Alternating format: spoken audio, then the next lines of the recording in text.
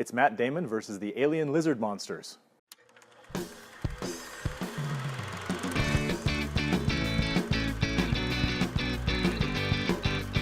Hello everyone and welcome to Movie Reviews by Josh. My name is Josh Terry and today I'm going to be telling you a little bit about the Great Wall. Not the wall itself. That's a historical thing. I'm sure there are other videos on YouTube that can give you all kinds of information about the actual history of the Great Wall, because the movie The Great Wall, which is what I'm going to be talking about, is not exactly what you would call historically accurate. Not that it's actually portraying itself that way. In fact, the beginning of the movie takes great pains to let you know that this is a movie that is inspired by a legend of what the Great Wall may or may not have been built to contain, or to keep out, I think in this case. Essentially, the movie is about a career mercenary who teams up with an overmatched army to fend off an assault of a bunch of lizard monsters. Now, Matt Damon plays the mercenary. His name is Willem, and he, I believe, is Irish, and he and some other European scavenger rogue fellows are trying to find black powder. They're basically fortune hunters. They've heard the legend of this magical powder that can explode,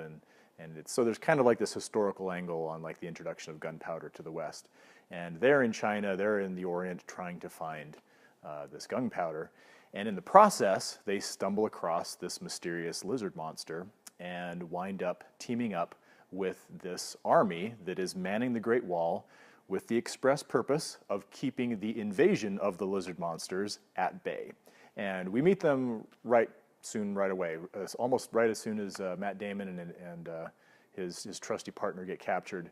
The lizards mount this Lord of the Rings style assault on the wall, and it's really something. The movie overall, I should probably say at this point, it's not a huge recommendation, but one of the high points of it is that there is some fun battle CGI kind of effects, and it's pretty crazy. In fact, I think one of the things that is the most interesting about this movie is the wall itself, because we tend to think of it as this static wall because it's a wall, right?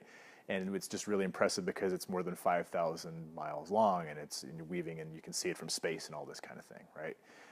What's kind of cool about this situation is that the wall actually kind of has a life of its own. And at certain points they can open up slits, and if somebody's trying to climb up the wall to get over it, they can shoot blades out and chop up the monsters. And the even cooler thing, and this is up kind of on the turrets, they have these posts where essentially bungee jumpers can leap off with spears, go plummeting into the crowd of monsters, do some killing, and pop right back up again. And that's literally what's going on. And it's kind of crazy and it's kind of all over the top, and that's kind of what makes it fun. Now, like I said, I can't really purely recommend this movie in an objective sense. The thing is, you have to understand, this is essentially a glorified B movie. It just happens to have Matt Damon at the helm. And honestly, it's not his greatest performance. His accent, which I believe I said earlier is Irish, it kind of comes and goes. It's a little non-committal. It can be a little bit distracting if you're paying attention to that kind of thing. If you can shut out all the distractions and just kind of enjoy the ride, it's still just kind of a decent ride. But it's kind of a Saturday matinee type of B movie. And in that sense, it works. Now, there is one other thing that I would like to point out about it that I did quite like, and that is the visual style of the movie. It's a strength. You could also argue that it's a little bit of a weakness, but Yimou Zhang is the director of this movie, and Matt Damon specifically wanted to work with this guy.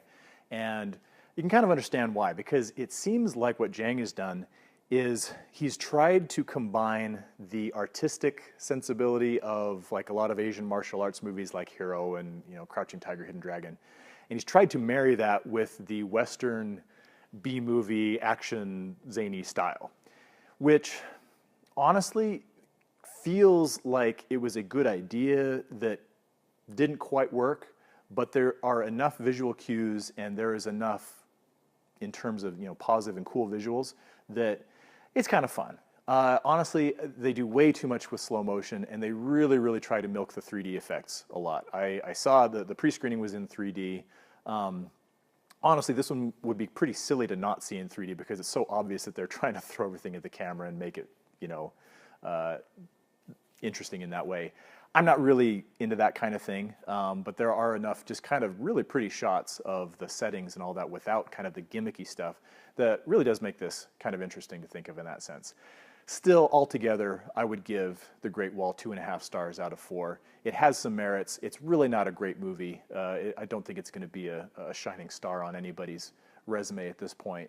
The Great Wall is PG-13, mostly just for action, violence, and in that sense, it's very, very heavy on the CGI end. I mean, there's some gore and blood and that kind of thing, and there's a lot of alien, or well, not alien gore, but monster gore. I guess I just kind of spoiled it.